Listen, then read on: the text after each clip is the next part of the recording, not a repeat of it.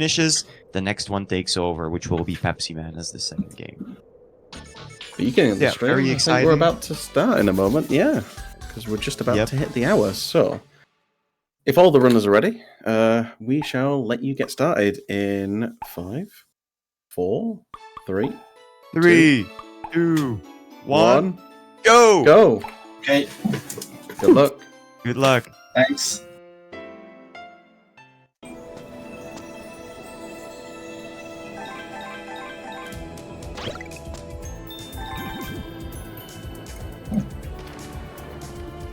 I'm not hearing anybody. Is that normal? We're just I don't think anyone's saying anything. Good. we're so focused on this really difficult opening level of Klonoa 2. Yep. So, yes, the Sea of Tears. yeah, you might Oh, notice hey, that Very taxing. a lot of the runners have different looking UIs. That's because not everyone is playing on the same version of the game. Unlike Klonoa 1, where the remake plays significantly differently than Klonoa 2. Klonoa 2, the remake and the original PlayStation 2 version are based on the same code base, and so they play almost identically. There are certainly differences in terms of UI, and there are differences in terms of the visuals, but the gameplay is so close to identical that they're considered comparable. I will chip in here a bit and say that one version of the game is preferable to play over the other simply because of how easy it is to capture. The PlayStation 2 has issues capturing over components. You'll notice when Balnor enters a room, there's going to be a brief period of a pause with the black screen staying on screen longer than intended, and that's one of the reasons. It doesn't happen every single screen transition, but it is pretty frequent. 50% chance, and it will do this probably like 100 to 200 times in this run, and it's extremely annoying. I basically have to memorize my movements sometimes at the start of each screens. It can be very finicky sometimes. So much thanks for the remaster to be out, because the game plays flawlessly there. It's very easy to record and get into. Like for instance here, couldn't see anything. I had to grab the checkpoints during the black screen. There's also no audio, so you really have to do things blindly. Oh, I missed this damage bounce. That's okay, that's the end of the stage. Just a nifty time save. Yeah. Looks like everybody's out of out of Sea of Tears.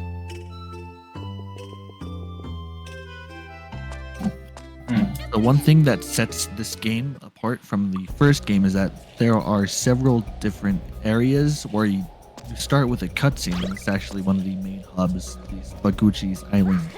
For anybody that's ever played the game casually, know that you come back to this place every time to get briefed on updates in the world and how the things are changing around in Lunatea, but for the purposes of speedrunning, we always skip this. Yeah, Baguchi is just this amazing prophet who knows things about the world, has surprising amount of insight into the villains, thinking there's nothing suspicious about him at all. Yeah, I'll leave that at that. Whoa, what are you trying to imply here?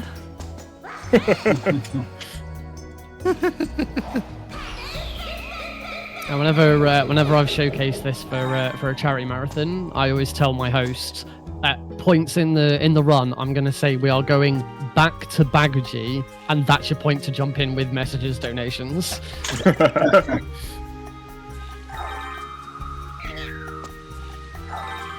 I guess it's worth mentioning there are the cutscenes and loads and stuff do work quite differently across the different versions of the game, and so in terms of RTA,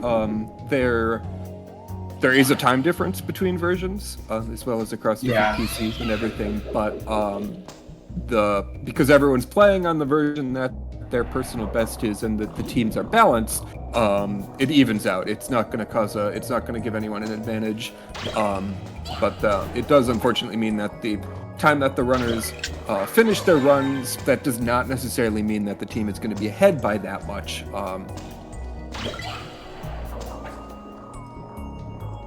Yeah, this would definitely be the case as far as time goes on, because the two other players, JJ Toro and Nick, are playing on the remasters. The game will, because of the game's significantly increased loads, they will slowly get further ahead than me.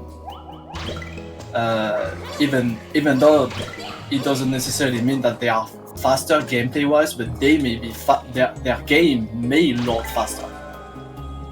So there's also this to take into account.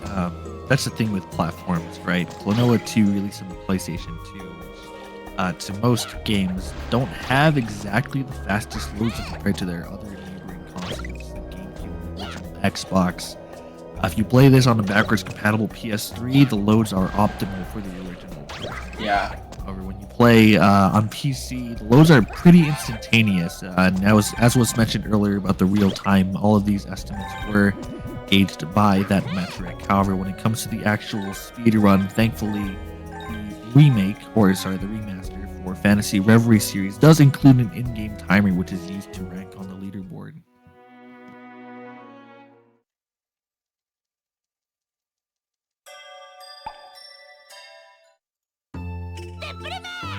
Looks like Toro and Nick are about to conclude with Layla Kusha here. We are going to enter our first boss fight in the game. Oh, bad RNG. Yeah, and the first boss can be quite impressive to watch when it goes well. Yeah. Okay, that was pretty first. Very prominent weak spot on the boss, and obviously we want to see the runners hit the weak spot just in very rapid succession, especially after the transition into the second phase. It's possible to do a 4-hit sequence at the start of the first phase. And I don't think I've ever seen anybody do it live, but as Valnior is about to enter the fight, maybe he'll be the one to take it. It's unlikely, honestly. I haven't been doing very well at this boss in practice.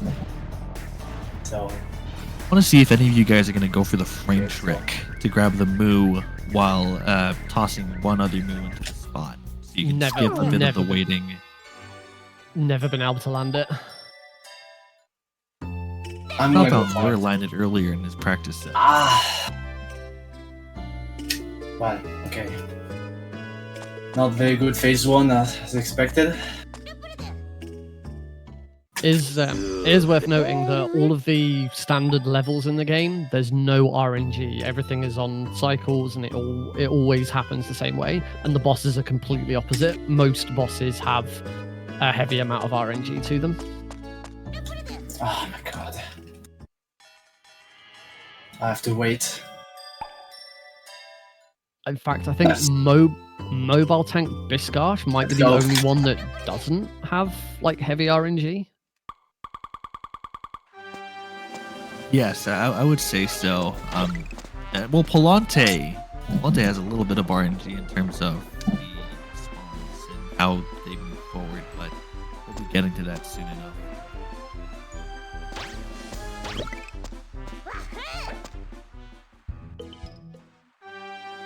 Interested to see what order. Always interested to see what order everyone does stuff in. You get 2 opportunities in the game to pick which level you do first. And as you can see, 2 of us are now on different levels because we've gone with a different order. Surprisingly, this doesn't affect the plot in any way.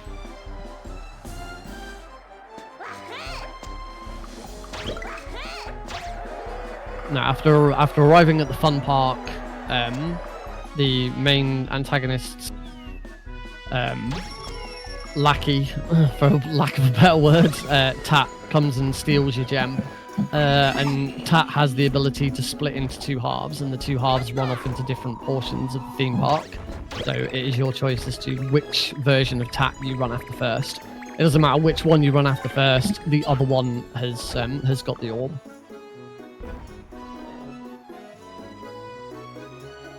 In a way, there could have been a missed opportunity here to maybe diversify the actual dialogue or exposition that's shared here via the gameplay. I still contend that everyone who has ever run this game has guessed wrong, and that sometime someone's going to guess correctly and save an entire level's worth of time. Yeah. That would be something.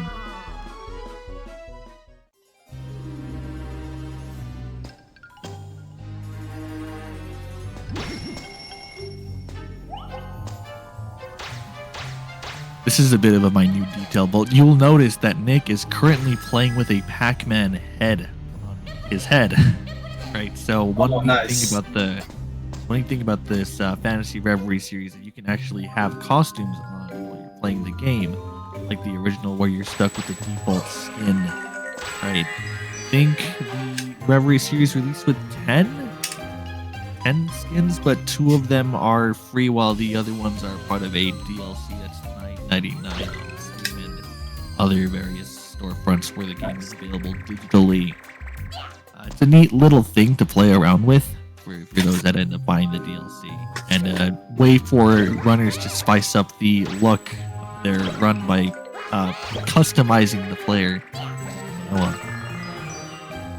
Makes for a great bid war in a marathon as well. Very much so.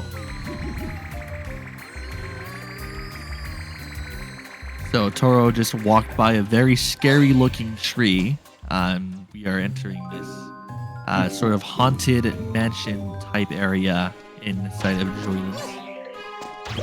The sort of setting that you established here, entering this area, because Tat does not want you to find them in an area where it's findable. Very big contrast between the two levels here, with the sliding being very bright and the side of this area being very dark.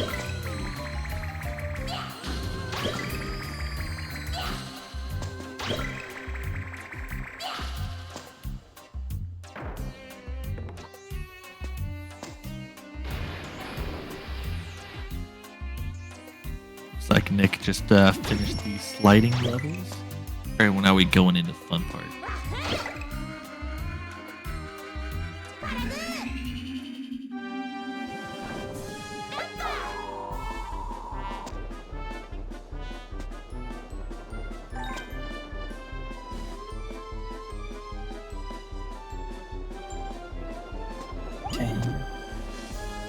I'll bring attention to a strategy that was recently discovered for this remake, thanks to a branching discovery that I made on how certain elements in the background can still be manipulated during cutscenes here in the original game. In the first game of the remake. We found out you can save, I think, around 7 seconds of in-game time by manipulating the cutscene in the back here. I don't think anybody is going to actually go for this strategy because it does spend 8 minutes of real time to set up.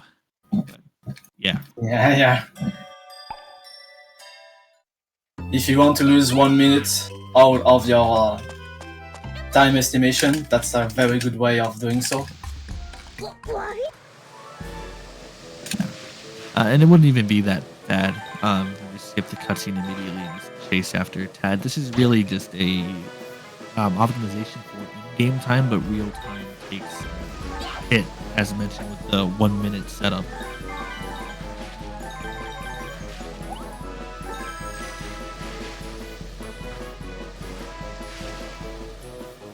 It's definitely very funny to look at when you use on it to actually save time on the remasters. Yes, it really is. There was something I was going to say to that. So effectively, you have the platforms in the background moving backwards and forwards, or I guess in an oscillating fashion, up and down. It's effectively what Tad is standing on is being manipulated.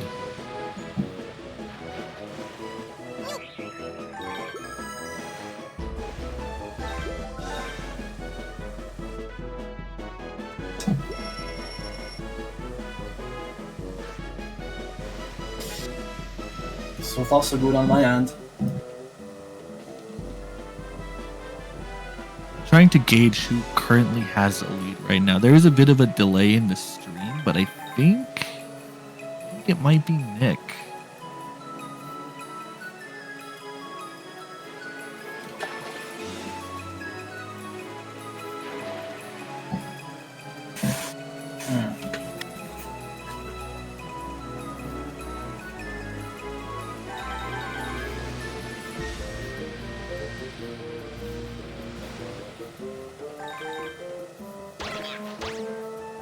I'm not really talking too much. I'm mostly focusing. Yes, I was going to say, most of us here in this race are just kind of focused. That's perfectly fine. You want to take in the atmosphere here and enjoy the good music that this game, of course, has, which is on vinyl, surprisingly. I didn't find this out until, I want to say, maybe a few months after releasing the Fantasy Reverie series, if I remember correctly. Yeah. Both Klonoa 1 and Klonoa 2 do have exceptional soundtracks, and it does add to the quality of overall experience you have when playing the game. Oh, Ghost Balloons was towel. I had to mute myself because I forgot to close my really loud bells outside my house, so I was having a much less good soundtrack than the actual game soundtrack. Oh man. Speaking of Ghost Balloons, I'm just gonna bring this up. Yes, so surprisingly, in the this re-release of Klonoa 2, most of the boss names are labeled on the actual HUD. Again, bringing this up with the different HUD elements across both versions of the game, where the original you only have this sort of generic health bar. As a result, you do find out that the name of this foe you fight in Fun Park is Ghost Balloon. It's a very creative name. They couldn't really go with anything else. They didn't want to say it was Tat right off the bat, but of course we just find that out after they're defeated. I am entering Leptio right now. Leptio, Yes, the Leptio. flower clown boss that looks fairly straightforward, but there's a lot of optimizations you can do. Also a lot of catches. You can very easily find yourself in a position where you lose a lot of time. Yep. Because of weird game quirks. There is another frame trick in this specific boss fight. I want to see if any of you guys are going to try to land it. I see Balneor go for it a lot, so I'm expecting to see. We'll see at least some attempt at it. The last time I tried to fight this boss, I lost like 3 minutes because I got stuck in a situation where I didn't know what to do. Oh wow! So I'm hoping that doesn't happen. Okay, this Do you have a clip of that? Unfortunately, no. I knew better than to record my most recent attempt. Oh, that's a shame. Toro has sadly missed it. Nick got it. Nice. You'll see how he grabbed the Moo while the transition into the second phase was occurring. He's going to give him a free hit as soon as Leptio lands. Of course, there is a bit of manipulation that goes on with the Moo spawns as well, and unfortunately here he got a little bit unlucky. Didn't get any of the Moo spawns.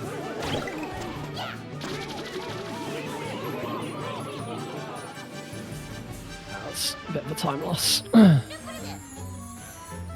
This is a really silly little detail, but if you tap left and right when you're playing as Klonoa in the remake of Lunatea's Veil, he'll actually stay in place.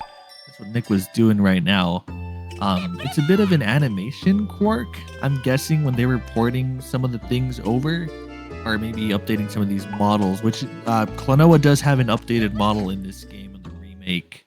Original, which is where you can see him doing it now. Yeah, there are quite a few of the animations. Unfortunately, didn't port over quite correctly into the remake. A lot of like the shape key based animations and stuff, for whatever reason, just did not carry over correctly. It's mostly Yeah, fairly I'm just minor things. I was too early. Thankfully, the modding community has created a patch, I believe, for the game to bring the original blend shapes in. I know this is something that's shared around in the Yeah, community. Yeah. but obviously for kind of the integrity of the run, the runners here are going to be playing on unmodified versions of the game. Yes, the vanilla versions of the game. I believe everybody here that's running Fantasy Reverie series is doing it on PC, correct? No, I'm doing it on PS5. Ah, okay. Nice. So 3 different runners, 3 different platforms. 2 different Very versions of much the game. so. I don't want to just make this definite statement. There have been version differences identified for the first game, though I don't know if they have been identified for the second game. Pay as you So bail. Taro going for a big trick here, actually. Sorry to cut you off, but this is the... Okay, follow up with that. Did go for the engine skip, or sorry, a factory skip, which is a sort of plane manipulation. I'll let you cover this. I'm going to explain it better than I can. Yeah, much like the first game, there are different movement planes that you cross between. So everywhere there's like a branching path, you're actually switching between essentially 2 different kind of 2D movement paths that you can walk on. And in this case, you can, by chaining a jump with enemies, make it onto, or make it sort of onto a different movement path, but trick the game into thinking you're still on the same path.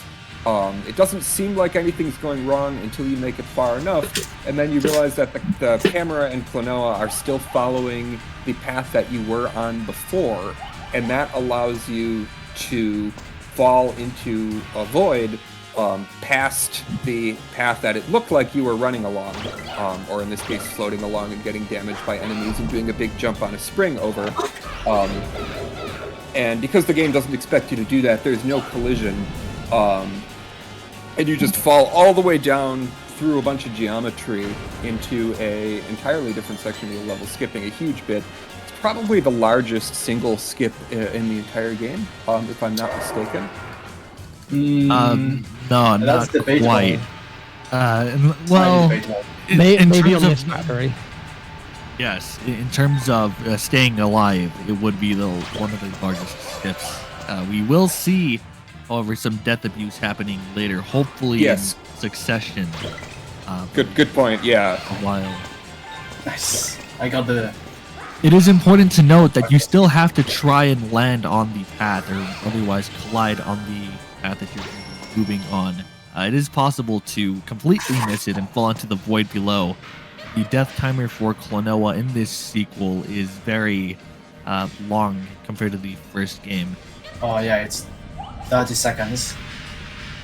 I'm sadly not seeing Toro go for a squish strat in this version of Klonoa 2, but hopefully we will see Nick or Balnior go when they enter the factory.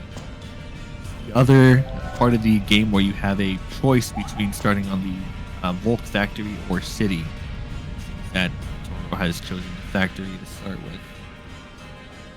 Yeah, Nick just riding a new type of enemy. There's a lot of new enemies introduced in this. When he was just on this, called a Jetamo. They just launch you way up into the air. There's a bunch of different enemies. The level design in this game is quite a bit different than the first one, with sort of a much different feel in terms of the kind of puzzles they present, and much more linear levels. So it definitely, even though a lot of the mechanics are identical to the first game, the sort of skips and the sort of exploits you can do to gain speed are surprisingly different between the two games. one trick that I think none of us are, none of the runners here are going to go for, because they're unique to the Japanese PS2 version, and I believe Balnior is The infinite playing Likiri glitch. Right? Yeah. Yeah, this is exclusive to the Japanese version of Lunatia's Veil on PlayStation 2. But I it's think it's a one of really... the... Yeah, sorry, Moser. Oh, no, say what you were going to say. I was going to say, it's one of the glitches that's kind of gating the world record for the original game. Saves a significant amount of time. Specific level that'll be reached soon here. Not that fast. Very fast, low ceiling clip. Like nearly a second. Speaking of clips, you're going to bring the Moo with him under this very red pipe. Looks like he succeeded. It's funny. Doing Moo clips in this game is ridiculously easy versus the first game, which also has wall clips, but they function completely differently. Would you like to elaborate on that, emotion? No, because I haven't learned how to do the clip on this one. I know you can use the analog stick and sort of flick it, but that's about as far as I've gotten. It's essentially a wiggle, right, with the analog stick. Depending on the version you're playing, for Fantasy Reverie series, you are using the analog stick more. If you're playing on PS2, you can be holding the direction on the D-pad and then flick the analog stick in the other direction to essentially do the motion. Versus on Door to Phantom, where we have the frame tap method, which is what I was hoping you would elaborate on. Oh yeah. Well, yeah. I mean, it's definitely a fundamentally kind of different way of doing it. In the original game, yeah, it's just a question of. Sorry to interrupt you, but this was the perfect tat, the best tat I've ever gotten in my life. Wow. Oh, nice. Nice. Yeah, in the first game, essentially, you're just you're tricking the game into pushing you further out of bounds when it tries to push you in bounds by changing direction over the course of one frame. There is another type of clip we do that, weirdly enough, works exactly the same in both games.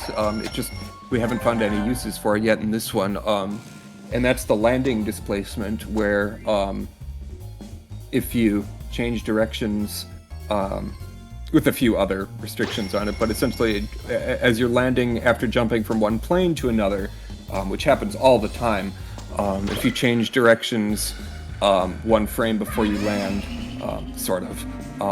it will just cause Klonoa to get displaced by a small amount and can push you through essentially anything when you do that.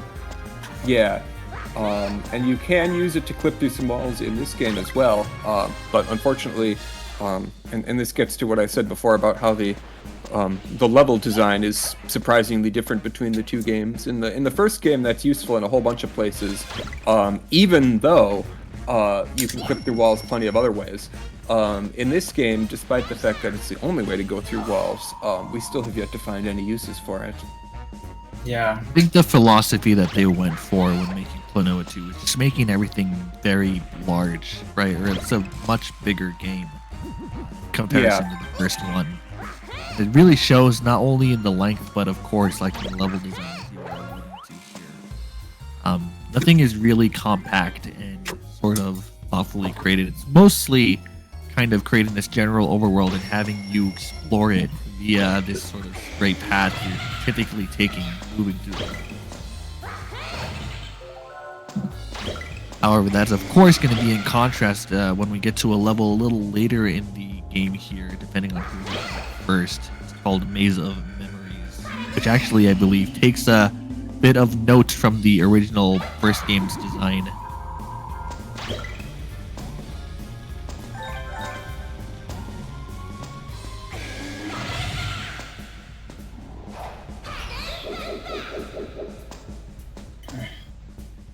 Yeah, and the puzzles in that level almost remind me, to some extent, of it's sort of a cross between the first game and the mobile games, actually. If I'm not mistaken, the Wonder Swan version of Klonoa Klonoa, I mean, it being its own game, does take place in the museum, right? Or the also Yes, Moonlight Museum. that's correct.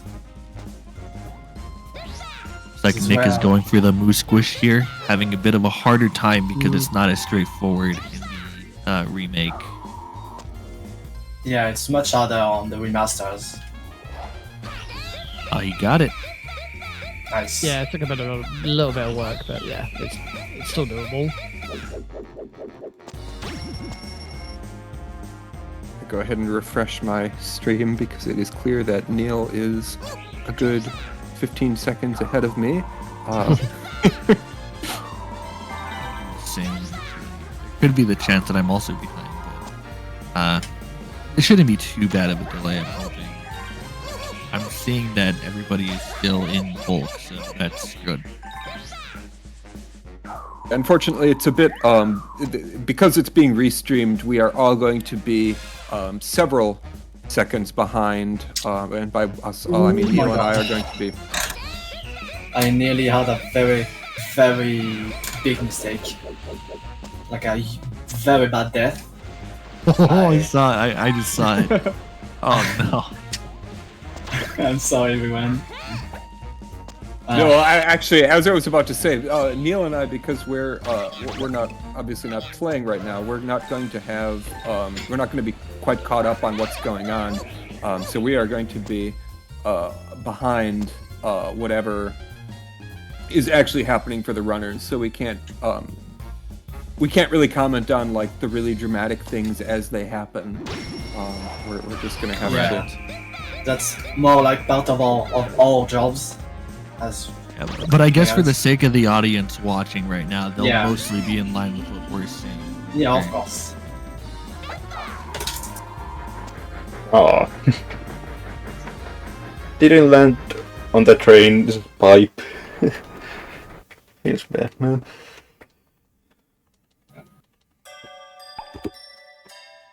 Alright, looks like Toro got to finish Bulk City.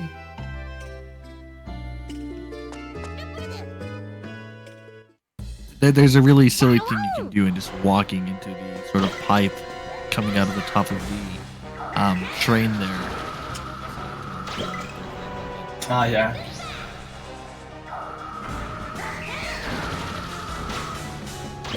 Here, we were talking about this boss earlier. We were about to meet Biskarsh, who Balnor has lovingly renamed Biscuit for some reason. It kind of looks like a biscuit, except Yeah. if he were metal and red paint.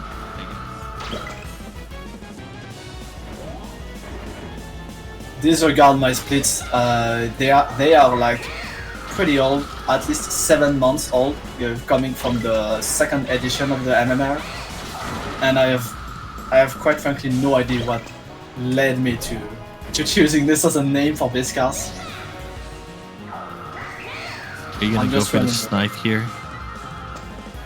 Okay, so let me elaborate on what I mean by that. There is a strategy you can do on this boss fight where you can actually snipe the top of Biskarsh's head while falling down, and he's in the background, so you don't have to wait for him to position right below you for a double jump. It's a little precise, but it does save, I believe, a total of 4 seconds or 5 seconds across the entire fight. Still a very nice display by Toro here. Yep, this boss is dead. So, Dead forever.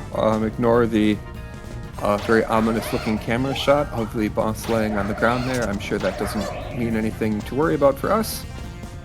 Totally. Wait, what's this? We're revisiting Volk. Yes, so one thing about Klonoa 2 is that you actually revisit some of these levels. And this is the first instance of doing so. You'll see now that Volk is cooked. There is fire everywhere in this underground area, and who knows what's lying up to the surface. Yeah, and one of the when I was corrected about the biggest skip in the game not being the underground factory skip, what that alludes to is one of the levels coming up has not only is it a level we revisit, but it also has a lot of backtracking that you're expected to do, which is honestly sort of cruel having you go to the same level twice and then also have to backtrack through the whole thing multiple times.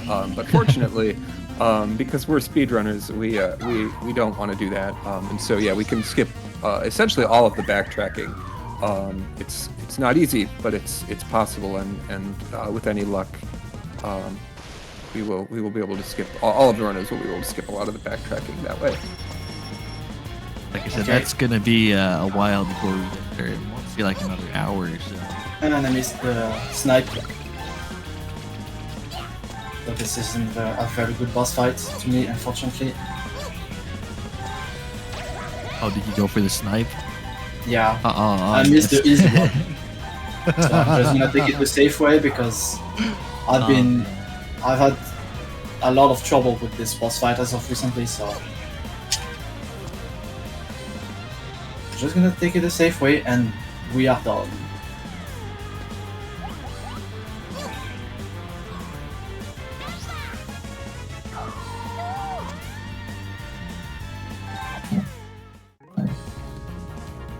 Whoa, what's going on over here? I was a bit late in announcing this, but you'll see that Volk is now engulfed in flames. Toro's really having a time here running away from the now revived evil Miskarsh.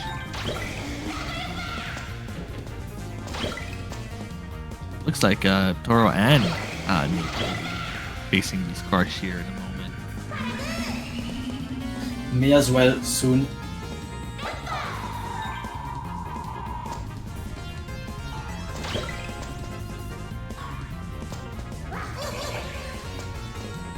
There's a bit of a silly thing to mention here. So if you touch the orange flames on the outside, it's an insta-kill. But if you touch the blue flames on the underground area, which you would think hotter, right? Because blue typically signifies a hotter flame.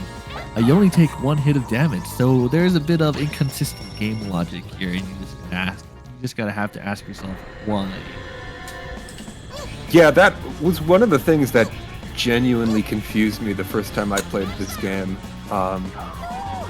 Because I didn't even, I just thought, well, some of these flames kill you and some of them don't. I didn't notice there was even a pattern to it. Yeah, that's a nice observation. Then again, it wouldn't really make sense for you to be able to live on the orange flame path. Chased by a giant robot, you're not really going to be spending your time perusing around Volk.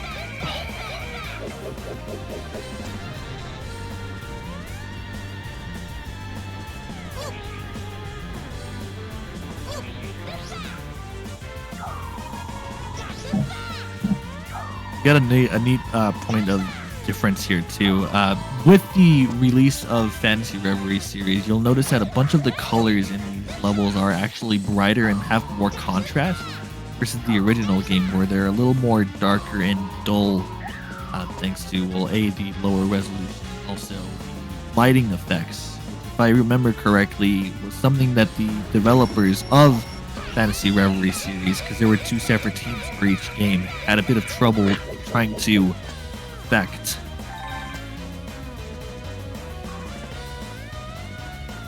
I'd elaborate on that a bit more, but I sadly don't have most of the information off the top of my head. Do any of you guys have any follow-up to that?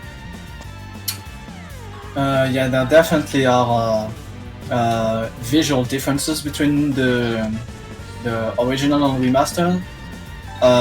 There's also some level geometry changes. No, not really. I mean, background geometry changes that, for better or worse, are making one of the skips in a later stage slightly more realistic. It's in Noxious Lakosha. Yes, I was about to ask you if it was a mushroom in one of the caves. I know exactly what you're talking about. Yeah, they mostly they. I was gonna say the main thing with that trick is that the Fantasy Reverie series can obviously play it in 16:9 widescreen, whereas the original was limited to only 4:3. That's also true. Yeah, there wasn't a widescreen version. I mean, there were PlayStation 2 games that supported widescreen, but Klonoa wasn't one of them. Yeah, the difference I'm thinking of is one of the mushrooms is they in the updated one it's just a background element that doesn't shouldn't affect the gameplay at all. So they just replaced it with a much more kind of subdivided model because you can obviously afford a much higher poly count on the newer versions. But despite the fact that it's supposed to be a background element, there's a checkpoint warp that you do or that you can do that. You have to throw an enemy at a checkpoint, and it happens to go right past that mushroom. So it turns out it actually does make quite a difference in terms of the speed run, whether you hit that mushroom or not. So it's quite a bit easier on the original. Yeah, talking about speedroom, that's essentially what we've got here. But we do have our first entrance into Ishra's Arc.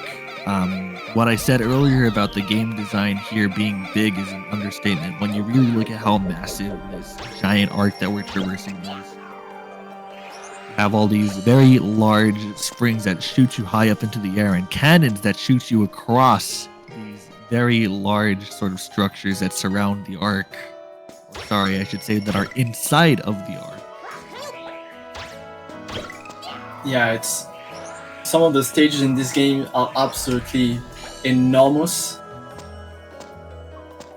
We had the introduction of the first puzzle in Ishra's Arc, and actually the introduction to the Lakiri. We were talking about it earlier in the Japanese version of Klonoa 2. There is a specific glitch that you can do in this specific level that saves a huge chunk of time, but it's fortunately version specific to the Japanese version.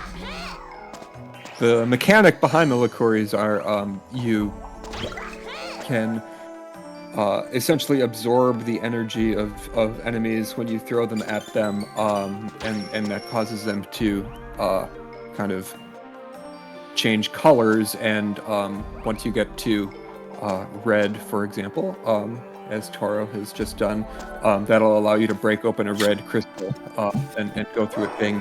The glitch in the Japanese version is with certain types of enemies, you can just grab a Lakuri and then just kind of wail on an enemy and just keep absorbing the same enemy over and over again to bypass the puzzles completely, which is as you it doesn't imagine, consume the enemy, which is why it works. Yeah. So it turns out to be a pretty big time save. Well, the reason it also saves time is because it skips out on backtracking, right? Because you end up dying. Sorry, let me elaborate a bit more. You activate a checkpoint before doing any of this sort of infinite energy consumption with the Lakiri. And it's the earliest form of a warp, I believe, in this game. It's useful.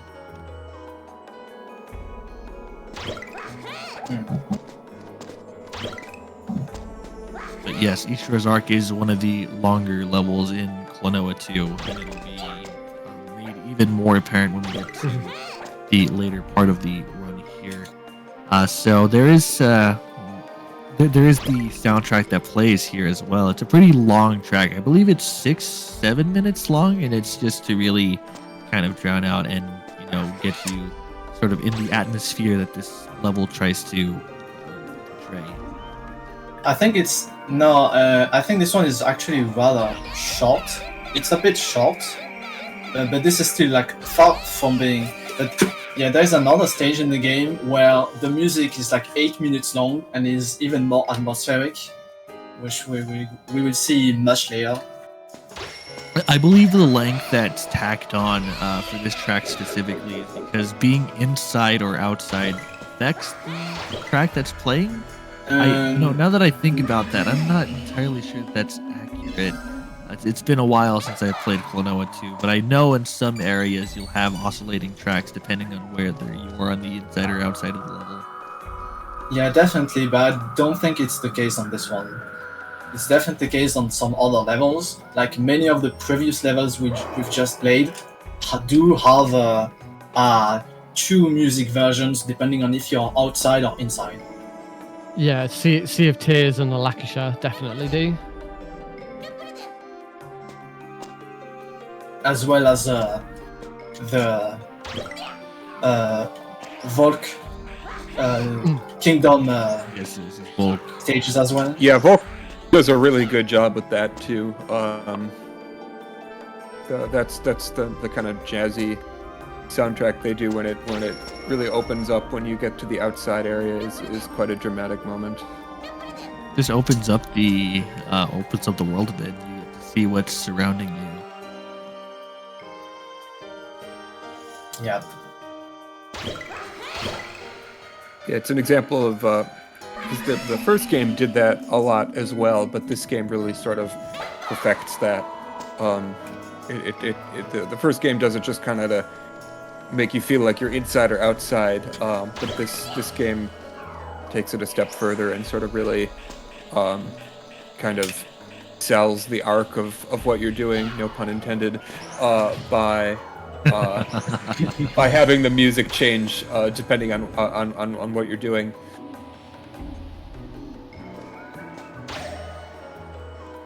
Yeah, so we have another Lakiri puzzle being done here by Toro. You'll see the red crystal here that's blocking the current path. You know, if there were ever any sort of option for a displacement usage, it would probably be in a situation like this. Talking about displacements earlier.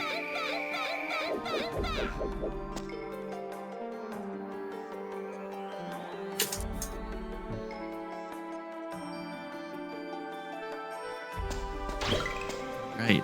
And you know, fun fact, this is probably a bit of a weird tangent, but there was this sort of comment that we've been trying to analyze. One really quirk that can happen if you play this game on a backwards compatible PS3 that's emulated. There were two different versions of the backwards compatible four variants with two different versions. A hardware backwards compatible, software backwards compatible, and the software actually ends up crashing in that first outer area that Toro had just passed by.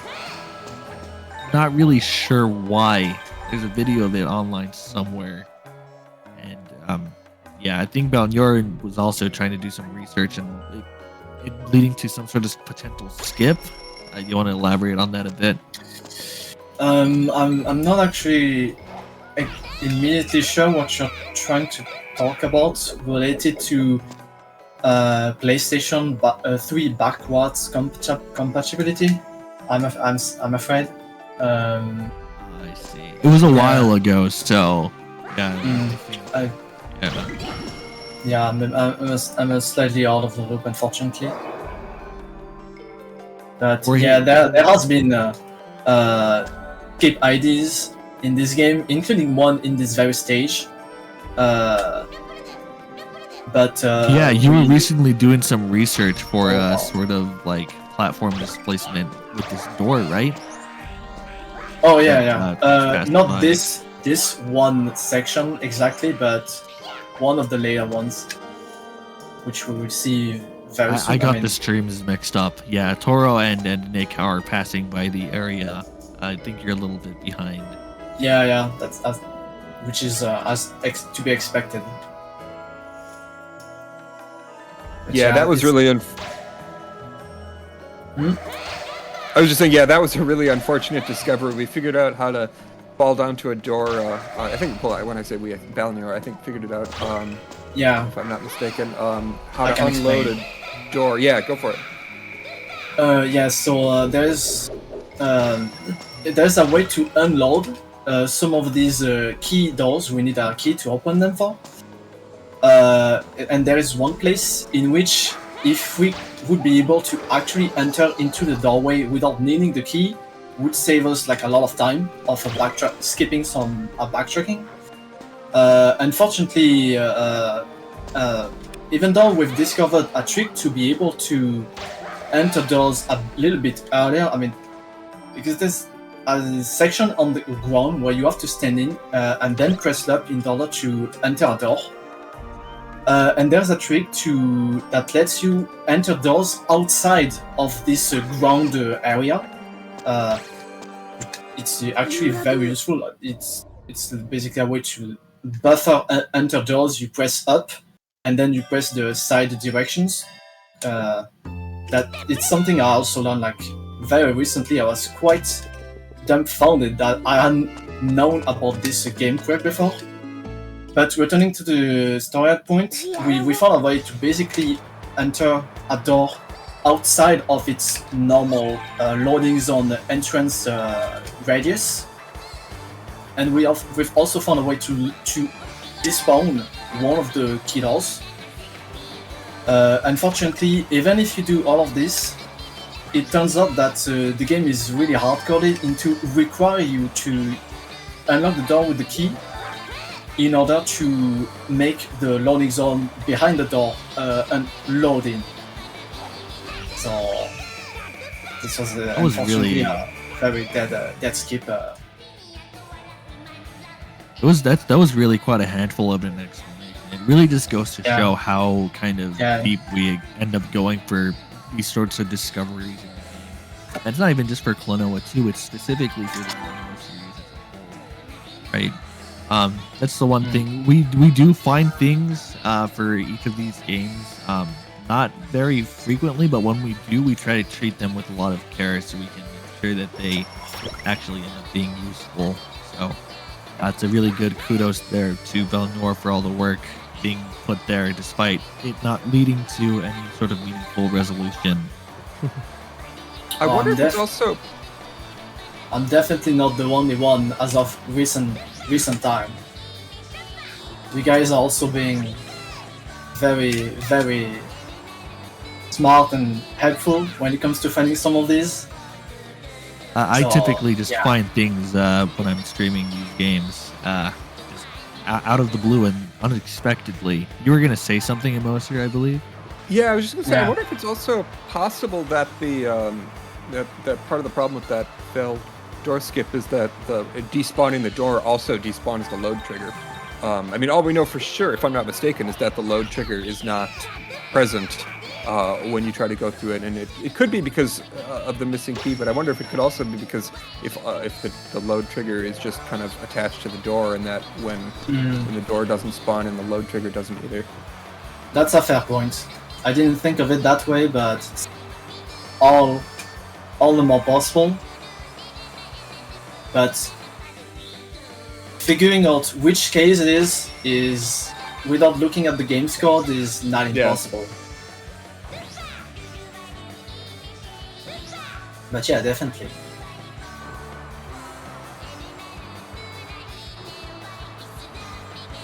Okay, I'm done with this stage.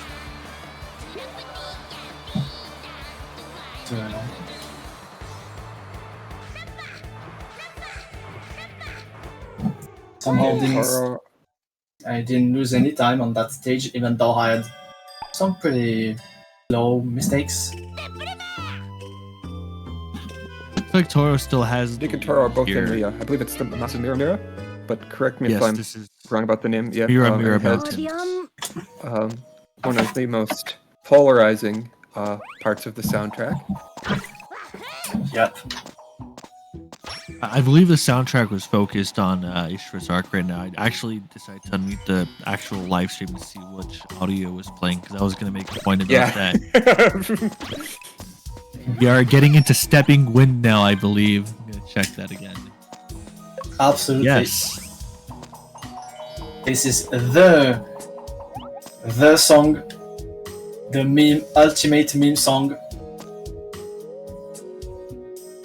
Yeah, there seems to be a lot of contention as to whether or not people actually end up liking this track. I myself actually really quite like it, although there are some other individuals that end up playing these games that don't really quite fancy them too much. Maybe it's the fact that Klonoa is singing the song with his very sort of unique voice, right? And sort Very of annoying to them. voice.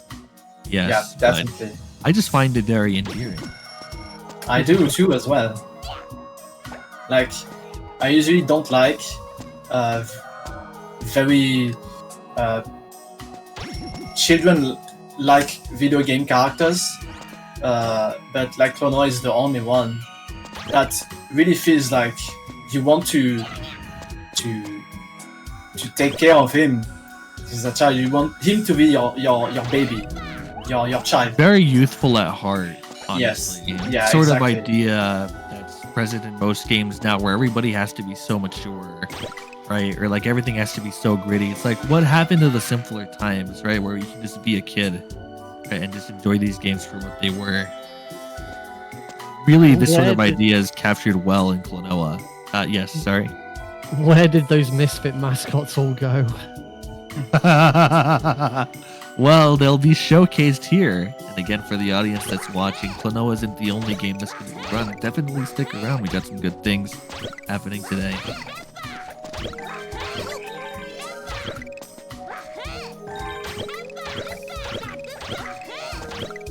There is one comment about the sort of presentation for Maze of Memories. It's present in this re-release, but I'm not remembering if it was the mirrors. I think you had made an observation about that, Moser, correct? Yeah, it's a really interesting thing you'll notice if you compare Nick and Toro's to Balnior's when they go past these mirrors. There's no parallax on the mirrors in the remake, so they really look more like paintings that just happen to have the same the Klonoa and company moving around on them, whereas in the PlayStation 2 one they actually are perspective accurate. So it's just a super interesting kind of porting quirk between the two versions. I have no idea why that difference is there. Obviously, it's not a performance concern since the older hardware does it more correctly. But just definitely something to notice. Right. I failed to bring attention to this earlier, but I did see Nick do a sort of specific double jump here. It's actually something that's present in both the original games. But being able to do a double jump when you're really close to the ground can be helpful in situations where you're trying to do some precise platforming. And in that instance, he was able to effectively skip having to walk back around with that yellow Likiri to open the door. Of course, this very large room that you're seeing right now on Nick's screen is sort of, I guess, flex room as sorts. I've been thinking for a while to kind of do a sort of IL, see what kind of times we can max out here. I don't know who would currently have the calm gold, as some people would say, for this room specifically, but I know it would be pretty lined up here given how well these rooms are typically played by all of us.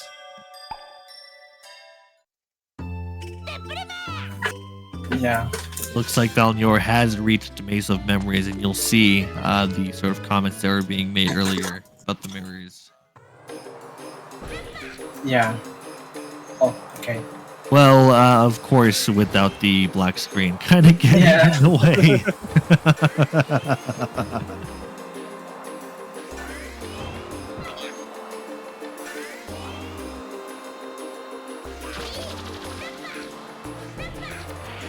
Nice.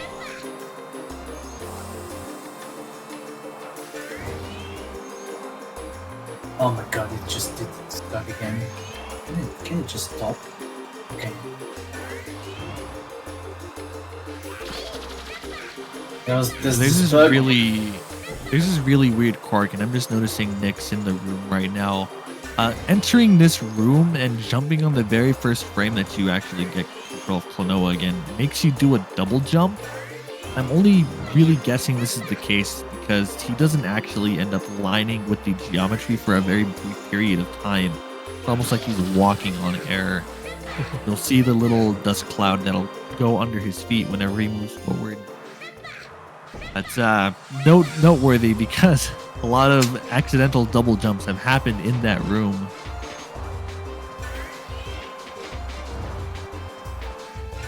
You also see the flex room here again with Balnior. You see the differences between the original and the remake. Though effectively the same room, they are somewhat different in presentation.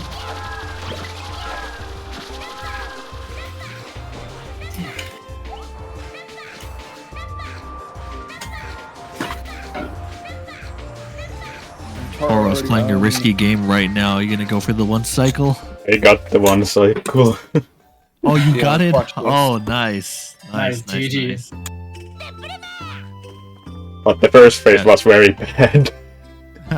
So this boss fight, this boss that Toro just fought, Polonte, is doable in one sort of cycle here, entering the second phase. And we call it Klonoa's Fast Chicken. It's actually pretty hard to do on this difficulty, which is normal, right? Difficulty being something introduced in the remakes. You can play hard, normal, and easy. Easy being, of course, the easiest way to do this fight, because you only need to land 3 of the moves that spawn out of him instead of the full 5 that are normally required. Missing it is actually a pretty big time loss, but it's not the end of the world, assuming you're not going against a super optimized time, which is typically the case for most people that this game for the first time. Yeah, this boss is the bane of top speedrunners, including GG. It's just the second phase to get the one cycle is extremely difficult and random, and sometimes there's absolutely nothing you can do to salvage some of the cycles. Sometimes. Yeah, Nick. I just got it, and you'll see me do it as well. Awesome. That's Yeah, a lot it's, of chicken. we talked about the RNG in boss fights, and that's probably the biggest moment that RNG has a factor in one of the boss fights, because the first 2 surfing moves that come towards you are always in the same place. The remainder are completely random as to exactly when they come forwards, exactly what speed they're going at. So you have to be able to adjust on the fly. And sometimes like all 3 of them will start approaching you at the same time, but one of them is significantly faster. So getting around, so it is heavily based on RNG whether you can land it. And there are some RNG moments where it's almost impossible to get it right. But yeah, just practice doing that fight over and over and dealing with the different approaches that you get, and eventually you'll get there. God. And now, looks like 2 of you guys are in Noxious Layla Kusha. We're going to be seeing the hopefully first Death Warp here. We were talking about earlier if he's going for it. Nice, he hit the clock in the background, so now he's going to be walking back out here and jumping into what would look like a giant lake of grape soda. Of course, we know that it's not grape soda. Use your imagination and just think it's literally anything else. I would hope nobody's drinking a grape soda at these hours, but of course we're all just scattered about, so times are completely different in areas of the world. Blue fire in this game, relatively harmless, but purple water, instant death. Yeah. That was Bounty a will very get nice big spring jump right there to skip the Aumgaum. Right? That's what those giant worm things are called. You were saying something, Nick? Bounty gets a version-specific trick in Noxious Layla Kusha, which is the despawning of the first red gem. Yeah, I remember that. That's exclusive to support mode. Oh, it might be. Yeah, I got the first cycle Polonte fight as well. Wow, we guys Hey, are all 3 of incredibly us. lucky. 3 for 3, yeah. That is Nice. not common to That see. is nuts. You grabbed that 4th move off camera too. That was pretty Yeah. impressive. That was. I wasn't sure if it was gonna hit it, but thankfully it did. It did grab. Very clutch. Don't remember if the pendulum manipulation is exclusive to original, but I know you can hug the right side of the wall. Yeah, essentially it's toss very towards easy. it. Very easy on console or PS2, but it's almost impossible on the remasters. So that's unfortunate time loss. I've never been able to land it on the remaster. Yeah, Same. it's not supposed to be this hard. You only wait on the wall for like 5 seconds or something like that, and then you just throw and it just connects every single time. Might It's a just be very- something to do with like floating point values or some sort of like collision detection just working differently on the original game. It is worth noting that these re-releases of Klonoa were made in Unity, of course, which is more modern game engine. I can't imagine if Namco had a custom engine for making Klonoa games, as is typically the case with any sort of game that ends up being released by their publishers. They'll have some sort of dedicated software engine specifically driving, the logic. Now that I kind of think about it, a lot of the games released during this time in PlayStation 2 were handled by Renderware. I don't know if Klonoa had any sort of affiliation with that as well.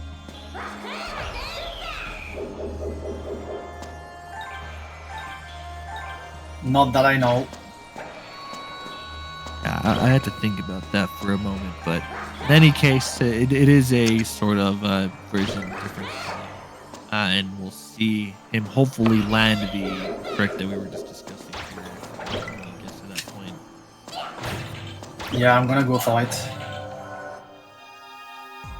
Yeah, I believe this was the first game that was released under the Klonoa Works branding, which is kind of always makes me a little bit sad because I think the Klonoa 2 Dream Champ tournament was the only other game that was ever labeled Klonoa Works. Oh, wasn't very close. Oh no! So they kind of had a. They kind of It had was a Sonic whole- team of Namco. Yeah, exactly. But sadly, there were no further Klonoa releases except for. Well, I don't remember if Klonoa Beach Volleyball was before or after. That might have been the only other Klonoa Works title, but sadly, until 2022, that was the end of Klonoa's and the end of Klonoa Works. But here's hoping that we actually end up getting a Klonoa 3 in the future. Keep our fingers crossed.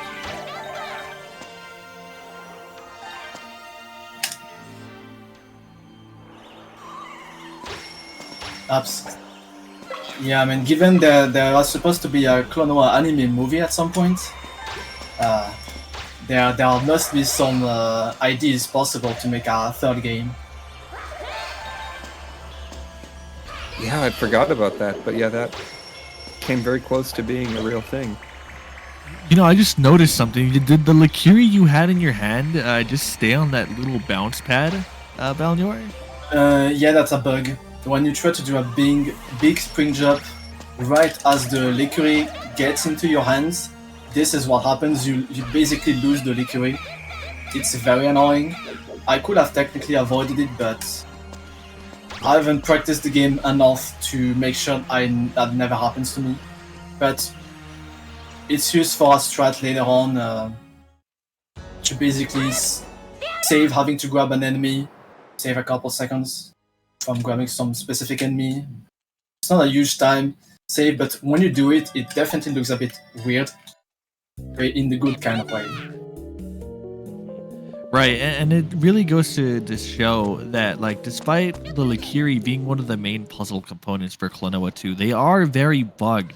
There are a bunch of random sort of things that can happen with the liqueur. Of course, possibly opening the door to potential sort of tricks that we haven't maybe discovered yet. That was Balnor doing the pendulum strat that we were talking about just a while ago. Very well done. Yeah, liqueurs are pretty glitchy. It's even possible to trigger a crash, consistent crash with them, on very specific circumstances. And don't get crashes in this game are very few and far between. It's basically compared to the first game, which has a lot more crashes. This game only has 3 crashes, and their causes are all known and consistent. And there are no other crashes that we are aware of. Pretty interesting information. Right. Usually with game you always have many different crash possibilities, but it's really not the case with this one. Fairly robust. You might be thinking to yourself, what significance is knowing about crashes? Yeah. Sort of speed run. And you'd be surprised especially, I'm going to bring an example in from the first Klonoa game. There is a boss called Gelgbolm that can crash in a very specific version of the game, depending on how you approach the boss. And if you do a double jump on Moser, would you like to explain this? I think you know this better than I do. Yeah, and sorry for the brief audio hiccup. I'm hoping you can all still hear me. I just got too excited and knocked my microphone over. Just talking about Gelgbolm and the We'll do that to you. crash. Yeah, Right to you. There's a nice glitch in the original game where if you double jump and get damaged during the double jump, it'll interrupt the double jump animation, but you won't lose the enemy, so you get this nice height boost. For some reason, on the NAM collection version of the game, in that boss, if you try that trick or happen to trigger it unintentionally, the game just immediately crashes, and no one knows why. Right, but this crash is significant because we're typically not saving the game at any point during the run. So knowing about these sorts of crashes and how to avoid them is certainly helpful on these situations. But of course, for Klonoa 2's sake, given how these are somewhat inconsistent and require very specific circumstances, it's very unlikely that any sort of, regular speedrunner of the game would just come across them unless you get really unlucky. Yeah, it's completely unlikely to. It's barely imaginable that you can trigger any of these specific crashes. So thankfully, we don't have to worry about that with this game. But if you're playing the first game, that is a completely different story. Especially if you're playing on the fastest version. Yeah, very much so.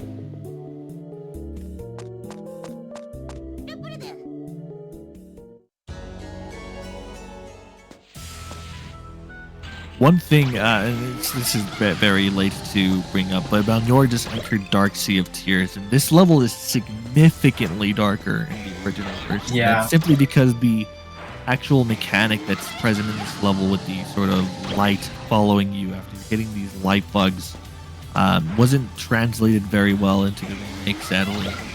Yeah, this is as a fan of the original game, this is very hard for me to take the remasters seriously for some of these absurd changes. But it's alright, it's not a big deal. See Toro here fighting a very giant, scary bug lady. That's Verina, who is very cursed right now. And there's something strange that can happen with a double hit or sort of double collision. I want to see if we can get here. I don't know if he ended up getting it, or I kind of noticed a little too late.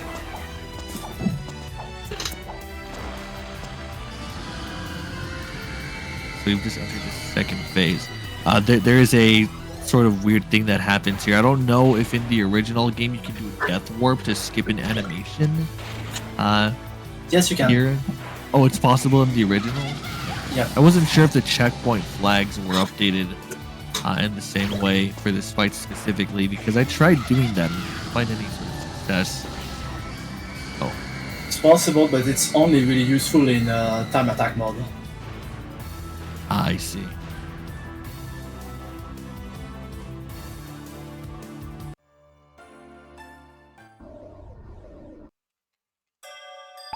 Alright, looks like Nick is ready to fight Larina here soon too. Let's see if he has any luck getting the double hit strat. Unlikely. It almost just seems to happen at random, which of course is another sort of thing that influences these bosses' RNG.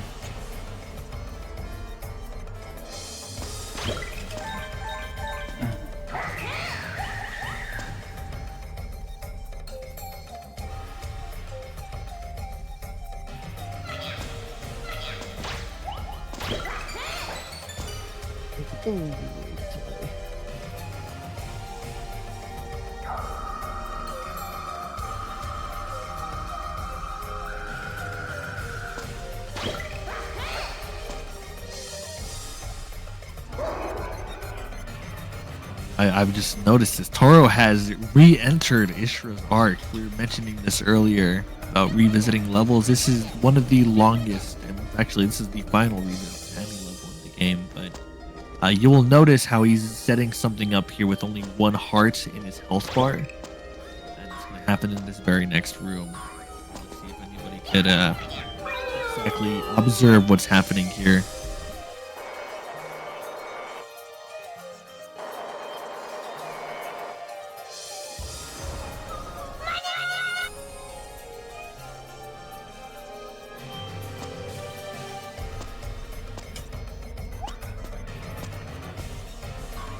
Oh no, he died! But wait, he tossed the boomy into that little, I guess, egg there inside of the engine. He just completely warped back to the start of the level. And that, my friend, is one of 3 of the most crucial skips at top level for this game. Yeah. Yeah, you have to time that very specifically so that it does trigger the backtracking that you're supposed to do, but does warp you back to the checkpoint that you got. That way you can be right there and skip the whole backtracking section. If you're slightly too early or too late, it just won't work, and you'll end up dying for no reason, which turns what should be a huge time save into a massive time loss. Right. And what's funny is that I don't even remember if the sort of load times, or I guess the respawn times between versions is significant here. Because you respawn a little faster in the re-release, and it's not even like by a lot. I'm talking like actual like frames possibly that you have leniency for attempting these skips. And speaking of, we're going to be seeing another skip here shortly. With Toro entering the second engine. We've dubbed them the engine skips because it skips the backtracking from the said engine.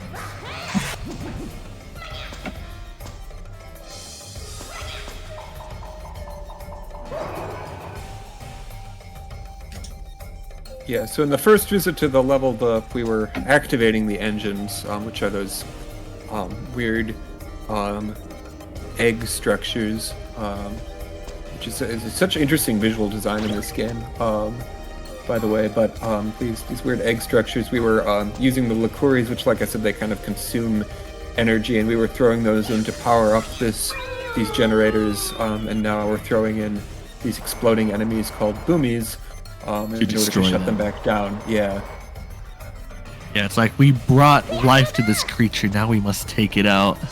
Very poetic in a way. Alright, see if he gets it. A little bit of hesitation here. Oh?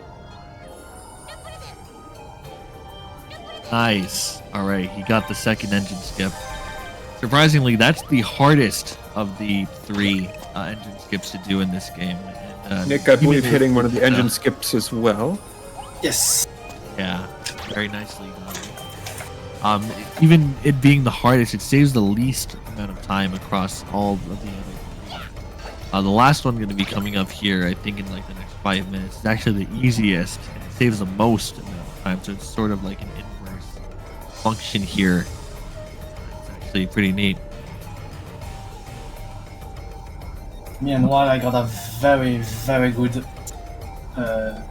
Ghost Leolina boss fight. Like basically my execution was basically not perfect, but the RNG didn't help so much, but it still was a very good fight. So I'm very happy. And now for the most climactic fight. Not fight, but stage. Well, you're going to be fighting with the stage if you don't end up yeah. getting those engine skips. So let's just pray that you get them.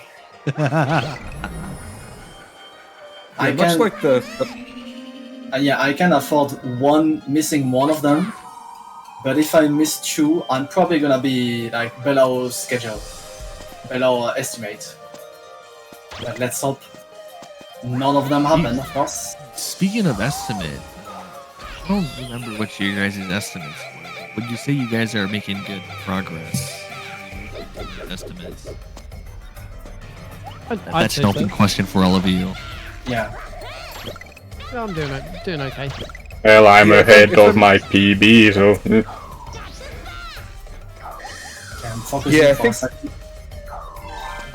The teams are balanced based on not so much estimates this time, but personal bests. So, in order to be saving time, each of these runners is going to have to do the best that they have ever done, which is a fairly tall order. So I wouldn't say we necessarily are going to hold them to that. But yeah, definitely. I think if there were kind of more realistic marathon estimates, I think all of these runners would probably be doing quite well. Right. I nailed the first skip. It was a bit you of a missed it. wreck. Sorry, Nick. I Yeah. very rarely get the second one. that hurt. You were saying, Belnior?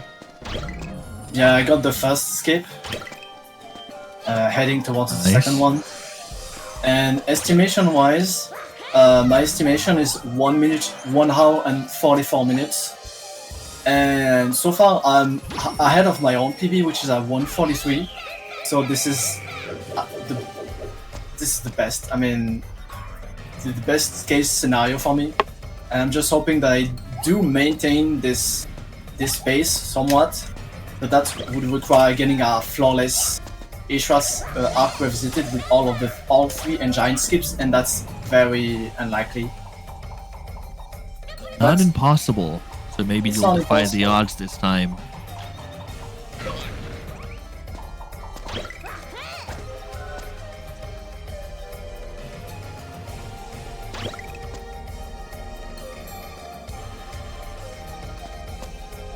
You know, I'm just kind of thinking here too. So there's going to be so many games played, for this, obviously varying in different ways. I think Klonoa is one of those games where it's at least when going against a PB, you're typically looking at tops at 2 to 3 minutes for the first game, depending on how you play. And here, I would say it's probably like somewhere around 4 to 5, given how much longer the actual game is.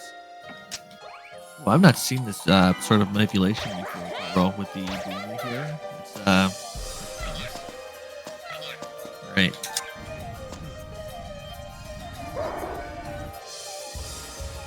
Yeah, and while the levels in this game don't have a lot of randomness to them, there are a lot of, as I said, there's a lot of tricks that you get one chance to hit them, or else you just lose a huge amount of time. So between Such that as the and Palante one cycle. yeah, well, between that and the bosses that are very, very tricky, which is definitely a trend in the Klonoa games, the bosses are always extremely difficult to do optimally. There's a lot of opportunities over this roughly 2-hour run to lose time. But also a lot of opportunities to save time, I guess, based on previous, execution. I am Bang ahead down still on entering Kingdom of Sorrow. Nice. You got all 3 engine skips. Yeah, Let's but go. I got unnecessary deaths in few spots, so it's losing time still. Well, I got the second one. It was pretty stressful. That I nailed it, and now it's the grand finale. What's probably for me the hardest one to do, the third engine skips. You'll just notice Klonoa defying the laws of physics and standing on top of a moving airplane, moving at possibly, I don't know what metric of units using RTA, but pretty fast. Definitely. Some scientists out there should just try and figure out if something like that would even be possible in real world physics. That'd be something to see. But now you'll see Toro has entered this somewhat castle-looking like area, and it's one of the... this is the penultimate area before we actually see the end of the game. We were talking about the atmosphere and sort of ideas that are kind of explored here in Klonoa 2 earlier, and this is, I guess, one of the levels that sums it all up, right? With this sort of expansive, desolate area. You guys want to elaborate on that a bit more? Feel free. I'm sorry, I was focused, so I didn't actually read what you guys were talking about. While I was speaking, I don't know what exactly you would be reading, unless you mean like listening. Yeah, I mean, listening, that's a habit of mine. It's okay. But I guess essentially maybe a question. It's like, what is Lunatea's Veil? Well, for one, it's the sequel to Door to Phantomine. Right, in the literal sense, but do you find any sort of joy outside of just playing this game for it being cool and somewhat fast? I know Nick has a history with this game specifically, growing up in his childhood, and also with marathons that he's done through his, I guess, younger adult years. Yeah, this is the first game I ever learned to speedrun. I started speedrunning it in, let's say, 2012. And throughout my entire speedrunning career up until about 3 years ago, it was always I'd speedrun for a week after GDQ because I'm like, yeah, I'm going to be a speedrunner. I'm going to do it. I do it for a week, get bored, and then stop. And it wasn't until I got into the Metal Gear series that I actually became a proper dedicated speedrunner. But for me, Klonoa is one of my childhood favorite games. If anyone who had a PlayStation 2, you'll remember that when you got your PlayStation 2, you got a demo disc with it. And you could get demo discs from the magazines and stuff. Well, my PS2 came with a demo disc that included Klonoa, and I liked it. I thought it was pretty good, but it was actually my mother who really liked it, and she bought us the game. And yeah, that's been. Here I am, all these years later, still playing it and speedrunning it. It's really quite a sweet story. Hopefully you can have some sort of similar story to share with your children, I believe, now, right? Yes, my son Alex is just approaching 8 months old. So he's a little too early for video games just yet, but he'll get there. Yeah, I missed the third skip. Oh, you missed the skip. Yeah. I missed the Oh no. I missed the third I one. completely missed it. Yeah, he's gonna. Oh, you died too early.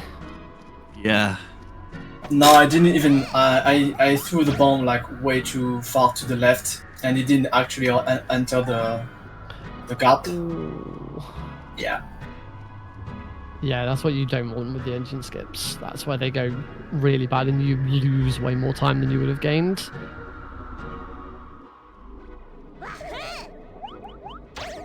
Okay, well, I'm gonna have to do it the normal way. Oh, no, I can't do it the normal way. Oh, this is bad. Right, so we had a bit of an elaboration here for Lunatea, specifically from Junior, who would have taken a more literal approach in describing this game. I can elaborate a bit on it myself. I surprisingly didn't play Klonoa 2 until, I guess, this past summer of 2022. Okay, well, first time I'm sorry playing for this game. joining your conversation, but I like yeah, this is going definitely the worst mistake in this one. I think I'm not even gonna go for the skip because I'm losing way too much time, and it just doesn't want to work, unfortunately. It really sucks. Yeah, I just noticed. I saw seeing this stream now. Yeah, but I was saying I didn't actually end up playing Klonoa until the release of Fantasy Reverie series. I played it. I think I want to say not too long after I finished playing the first game, which was really the sort of point that I wanted to get the collection for. I have a much softer spot for Klonoa 1 than I have for Klonoa 2. That's simply because I have a history with the first game, as does a Moser. Yeah, Klonoa 2 was just one of those games that didn't actually end up playing until way later in my life. But even still, I did enjoy the experience, and I do like the message that ended up getting sent across with the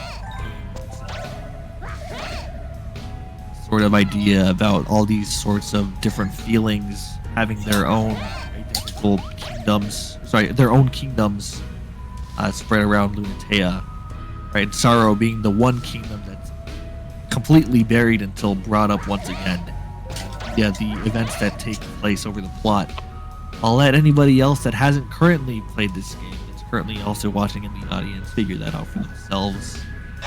I can't. Yeah, so- playing this game is a good idea. You were saying it, Mosaic?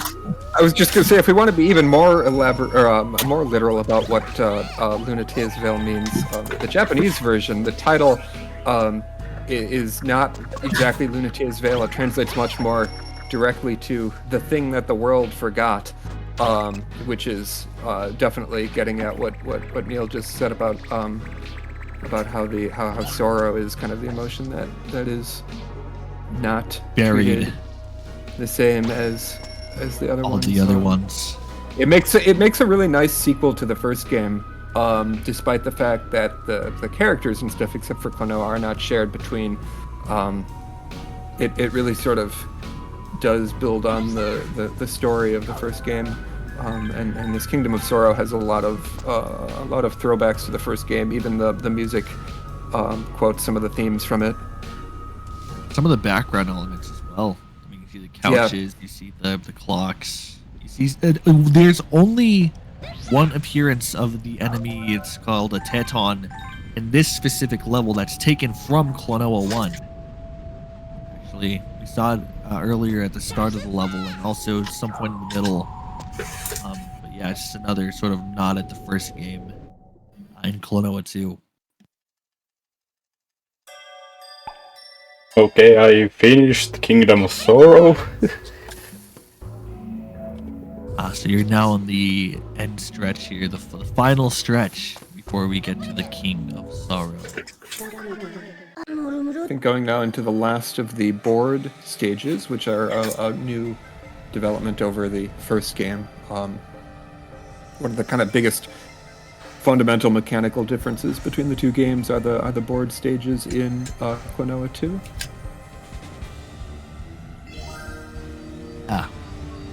This is the final one you end up doing in literally any category you end up playing for this game. It's not exactly hectic, but you can see, the presentation certainly would dictate otherwise. You just see a bunch of these sort of rocket cocoon-like things in the background, and these water effects also play in the background. And these board stages are not easy, especially since trying to go as fast as possible, we're just accelerating the whole way through. And you can see not made any easier by the thin platforms. Yeah, the platforms are very thin, the controls are fairly unresponsive, so this is a very precarious stage that the runners are just going to make look very easy. Or at least relatively easy. I don't think making it look easy is a tall order. But I can promise you they're making it look a lot easier than it is. These final two levels, Kingdom of Sorrow and The Forgotten Path, they're very, very good at making you use and utilize all of the skills that you picked up during the game. You know, Kingdom of Sorrow throws some interesting platforming at you. It throws some cool puzzles. You know, Liquari makes another appearance, and it really sort of tests what you've been doing. And Forgotten Path is kind of the same. But the first two board levels are not difficult at all. Jungle Slider and Mountains of Mirror are actually very, very easy and very simple levels. There's a little bit of skill required for MTC of Tears. But the Forgotten Path kind of challenges the player and says, you remember when you were playing those board levels, were you actually paying attention and trying to do them well? Because if you were just goofing around in them, you're going to struggle with this one. I think it's also helped by the fact that the last level you play before getting to this one that uses the board is in Miramira, Monte. Actually, no. Sorry, that's not. Yeah, you got the MTC of Tears. I completely forgot about that level. Okay, I guess there's still some sort of, blind side to that, right? immediately think, wow, this level has just been keeping me on this path and I don't have to worry about falling off of anything. But here we go. Forgotten Path just ends up, throwing that obstacle right into your face. Okay, now I'm entering the final boss. Woo. We'll take that as a signal to whoever follows you to probably start getting ready for their run to follow yours.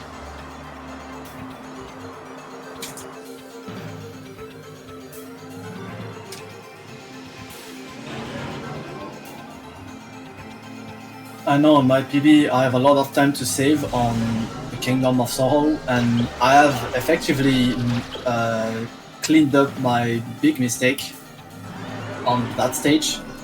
So it's still possible for me to not be in the red, to still be within estimate. If the rest, assuming of course if the rest of the run goes well, but once you're past the arc revisited with its crazy, risky and giant skips, you can still take a sight of relief because the hardest part is done. Yeah. Okay, There's a the little first actually phase is floating over done. that giant empty void below you, and not just like falling, dying. That'd be pretty silly, wouldn't it? Yeah. Yeah, Toro's getting very close to done with his I don't run. see That's the runner anywhere. Yeah, we're hoping the next person is able to be here because they're going to need to start their run very, very soon. Yeah. Talking like literal minutes. Two. Depending on how this goes. One health on the last part, not the most fun.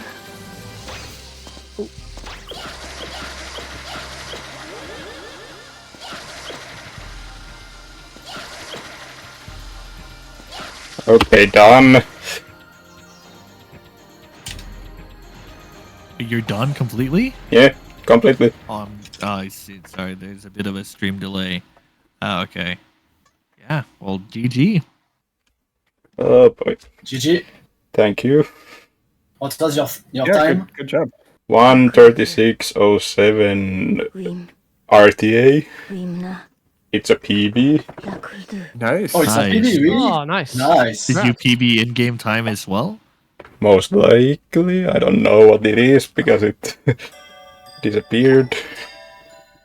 Ah.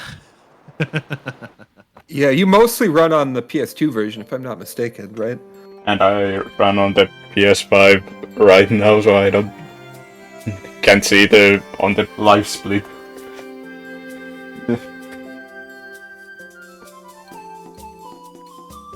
Well, let the credits roll. Is the Let that be the downtime that hopefully Bro ends up showing up. Meantime, gonna be- Nick is already on Forgotten Path. Pac-Man just chasing down those Dreamstones, right? And yours over here just concluding his journey with Kingdom of Sorrow. okay, they are online. Seems like right now. Again, the different hardware, different game versions and stuff, so the final times aren't necessarily going to be comparable between the runners, but these are all very good runs.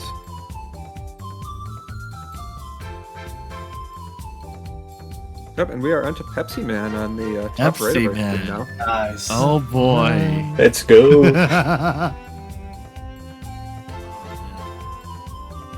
I'm not going to be drinking the Pepsi right now myself. It's still pretty early, but I would totally crack one open if you got one lying around, and it's in the middle of the day for you. Totally not sponsored, by the way.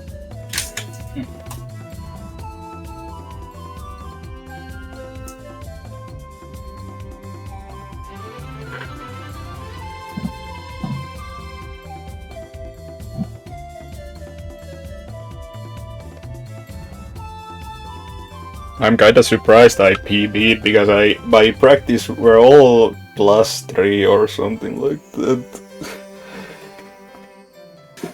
Sometimes that's Hey, the way man, to a do win's it, a I win. think. I mean, getting a PB during a marathon or a relay is pretty impressive. So GG on that one. Yeah.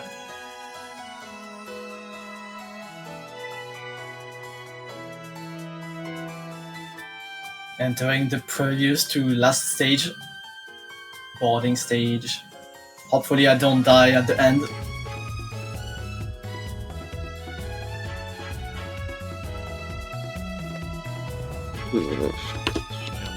But while Nick is about to finish, Yeah. I am now Forgot I am now that. entering the final boss. So Team Schlurples, Pepsi Man Runner should be getting ready. Yeah. And the commentary will probably shift to those players as well. there's nobody in the other room right now, so it's still Oh, just really? us. Yeah, I'm looking at Discord right now. That's strange. Yeah. It's all live. Quick, say stuff. But yeah, Hey, good point. GDQ, if you're watching, put Klonoa 2 in the marathon. You've never done it. Yeah. Please, please. Fun fact: Klonoa 1, both the Fantasy Reverie series version and the original PlayStation version have both featured in GDQ. Fantasy Reverie version was in last summer's GDQ. I was on the commentary couch for it. It was run by Mr. Shasta. To this day, Klonoa 2 has never been in a GDQ event. Okay, the IGT is 1:12:15. Seems like.